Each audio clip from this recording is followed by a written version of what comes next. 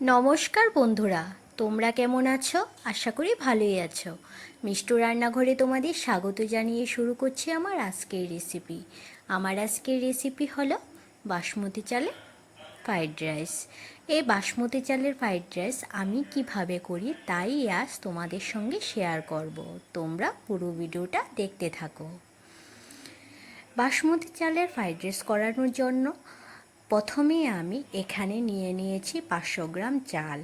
চালটা ধোয়ার পর এখন জল ঝরিয়ে নিয়ে আমি একটা থালার মধ্যে চালটা ছড়িয়ে দেব, যাতে চালের জলটা পুরোপুরিভাবে শুকিয়ে যায়। চালগুলো থালায় ছড়ানো হয়ে গেছে। ফ্রাইড রাইসটা করার জন্য আমার এখানে লাগবে ক্যাপসিকাম, গাজর আর আদা কুচি আর লঙ্কা। এখন আমি ফ্রাইড রাইসটা করার জন্য গ্যাসে একটা কড়াই বসিয়ে দিয়েছি। দিয়ে দেব এখানে সাদা তেল। তোমরা সাদা তেলের পরিবর্তে ঘিও দিতে পারো।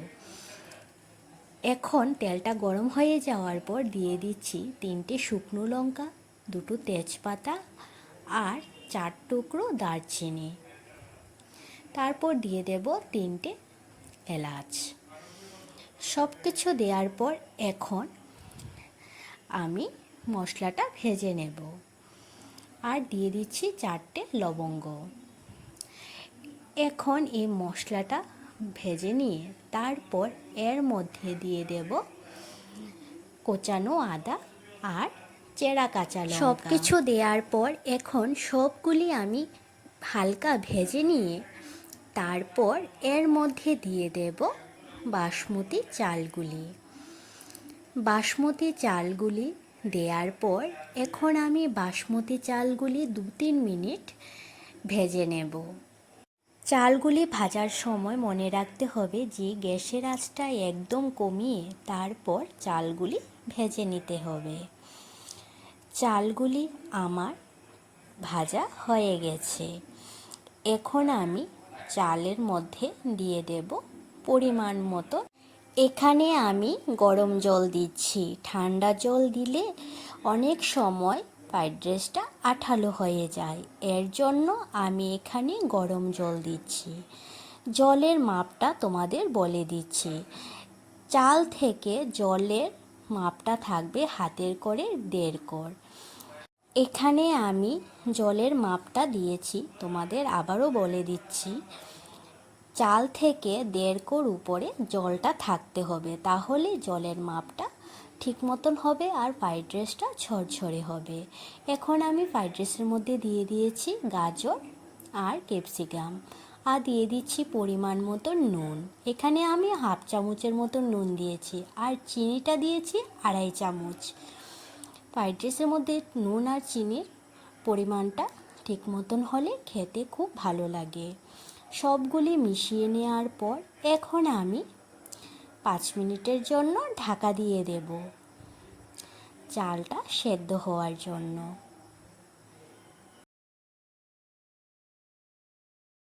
5 মিনিট পর আমি ঢাকাটা তুলে নিয়েছি। এদিকে চালটা 80% মতন সেদ্ধ হয়ে গেছে আর ফ্রাইড রাইসটার মধ্যে হালকা জলও আছে। এখন আমি এর মধ্যে দিয়ে দেব 1 চামচ গরম মশলা গুঁড়ো। গরম মশলাটা দেওয়ার পর এখন আমি ফ্রাইড রাইসের মধ্যে দিয়ে দেব ঘি। এখানে আমি 1.5 চামচ ঘি দিচ্ছি। তোমরা যদি ঘি খেতে বেশি পছন্দ করো তাহলে 2 চামচ ঘি দিতে পারো। গরম মশলা আর ঘি দেওয়ার পর এখন চালের সাথে আমি ঘি আর গরম মশলাটা মিশিয়ে নিয়ে তারপর আবার 3-4 মিনিটের জন্য ঢাকা দিয়ে দেব, যাতে চালটা পুরোপুরি সেদ্ধ হয়ে যায় আর ফ্রাইড রাইসের জলটা শুকিয়ে যায়। এর জন্য 3-4 মিনিটের জন্য ঢাকা দিয়ে দিচ্ছি। 3-4 মিনিট পর আমি ঢাকাটা তুলে নিয়েছি। ফ্রাইড রাইসটা খুব সুন্দর ঝরঝরে হয়েছে, জলটাও শুকিয়ে গেছে। ফ্রাইড রাইসটা ঠান্ডা হওয়ার পর আরও ঝরঝরে হয়ে যাবে। বাসমতি চালের ফ্রাইড রাইসটা আমার হয়ে গেছে। আমার এই রেসিপিটি তোমাদের কাছে কেমন লেগেছে তোমরা অবশ্যই জানাবে। আর ভালো লাগলে লাইক আর সাবস্ক্রাইব করে দিও। আমার ফেসবুক পেজ মিষ্টু রান্নাঘর, এই পেজটি ফলো করে দিও। ফেসবুক পেজের লিঙ্ক আমি ডেসক্রিপশানে দিয়ে দিয়েছি। আমি যেভাবে এই ফ্রাইড রাইসটি বানিয়েছি তোমরা বাড়িতে একবার বানিয়ে দেখবে খেতে খুব ভালো লাগে। আর এইভাবে ফ্রাইড রাইস করলে ফ্রাইড রাইসের স্বাদটাও বেড়ে যায়।